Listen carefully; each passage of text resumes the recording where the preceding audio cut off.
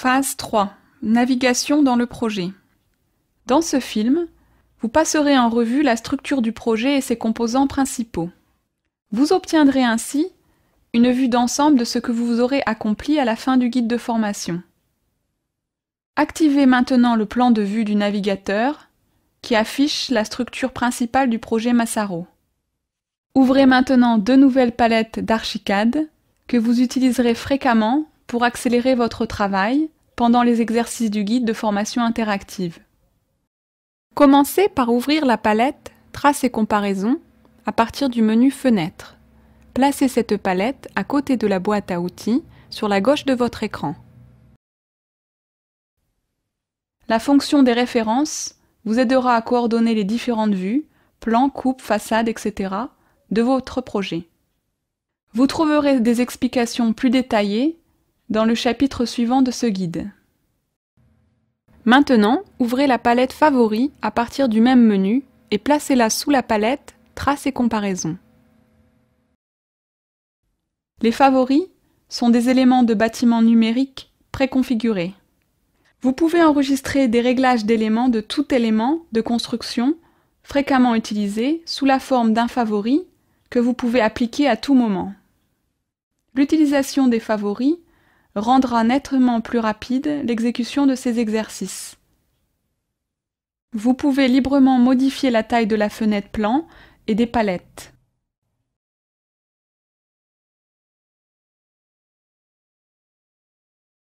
Ouvrez le dossier Maison Massaro. Ceci développera la structure hiérarchique des dossiers à l'intérieur du plan des vues. Vous voyez que les vues sont groupées selon les chapitres du guide de formation interactive Archicad 11. Nous utiliserons toujours des vues prédéfinies dans le dossier, dont le nom qui correspond à celui du chapitre sur lequel nous sommes en train de travailler. Activez la vue prédéfinie 1.1 plan RDC, située dans le dossier chapitre 1. Elle affiche la vue en plan du projet. L'échelle, la combinaison de calque, le facteur de zoom et les autres réglages sont rétablis en fonction des réglages mémorisés avec la vue. Maintenant, enfoncez le bouton du milieu ou la molette de la souris. Comme vous pouvez le voir, le curseur a tout de suite pris la forme d'une main lorsque vous avez enfoncé le bouton. Cela veut dire que vous êtes maintenant en mode recadrage. Quand vous déplacez la souris tout en maintenant enfoncé le bouton du milieu, vous pouvez déplacer la vue à l'intérieur de la fenêtre. Exercez-vous un peu pour vous faire la main. Relâchez le bouton et commencez à faire tourner la molette de la souris. Comme vous le voyez, vous pouvez utiliser la molette de la souris pour faire des zooms avant et arrière rapides dans n'importe quelle partie de la fenêtre active. En faisant des zooms avant et arrière, la vue du projet sera toujours agrandie ou réduite de manière à ce que la partie où se trouve le curseur reste en place. Apprenez comment profiter des possibilités de ces outils de navigation et faites quelques zooms et recadrages pour vous faire la main. Ces fonctions sont disponibles dans tous les points de vue du projet pour permettre une navigation facile et rapide. Essayez-les donc. Activez la vue prédéfinie 1.2 Perspective générique, située dans le dossier chapitre 01.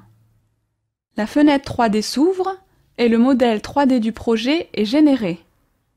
Vous pouvez recadrer la vue et faire des zooms exactement de la même manière que dans la fenêtre plan. Maintenant, enfoncez la touche Maj de votre clavier et la molette ou le bouton de milieu de la souris. Le curseur change de forme une fois de plus. En déplaçant la souris, vous constaterez que vous pouvez librement faire tourner le modèle en 3D. Faites quelques orbites pour vous familiariser avec le concept. Le modèle subit toujours la rotation autour du point au centre de la fenêtre 3D, ce qui fait qu'en recadrant la vue, vous pouvez effectuer des orbites autour de n'importe quel point. L'orbite peut se faire horizontalement ou verticalement. ce qui donne le même effet que si vous vous déplaciez le long de la surface intérieure d'une sphère. Consacrez un peu de temps aux opérations de zoom, de recadrage et d'orbite et à leur combinaison en 3D. La vue 3D du projet est également une représentation intégrée du bâtiment numérique. Tous les changements que vous faites dans la fenêtre 3D sont immédiatement répercutés sur toutes les autres vues du projet. Les avantages sont clairs, vous économisez du temps et vous assurez une coordination parfaite parmi les documents. Activez maintenant la vue prédéfinie 1.3 coupe située dans le dossier chapitre 01. Une vue de coupe est ouverte. Coupe, façade et élévation intérieure sont générées en fonction de leur marque placée sur le plan.